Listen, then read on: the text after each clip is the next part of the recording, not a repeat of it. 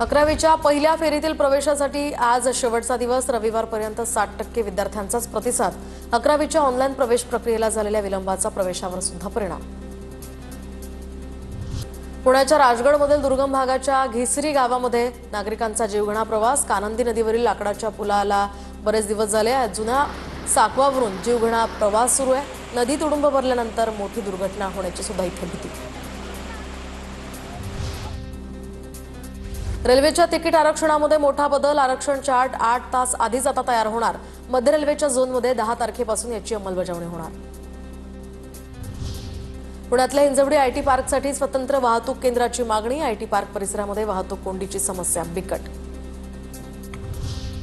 पुण्यामध्ये पीएमपीच्या ताफ्यात नव्यानं 600 बसेस दाखल करून घ्यायला सुरुवात। प्रवाशांची गैरसोय कमी करण्यासाठी पीएमपीचा निर्णय। पुण्यात पुराचं पाणी शिरणाऱ्या 39 ठिकाणी एआय यंत्रणा उभारली जाणार। धोक्याची शक्यता लक्षात घेता वाजणार सायरन। पुणे महापालिकेच्या आपत्ती विभागाचा मोठा निर्णय। पुण्यातील धनकवडी या चव्हाण नगरमधील 3 हत्ती चौकातून निर्मल पार्ककडे जाणाऱ्या रस्त्यावर स्ट्रीट लाईट पडले तर अचानक खांब पडल्यामुळे मोठा स्फोट झाला।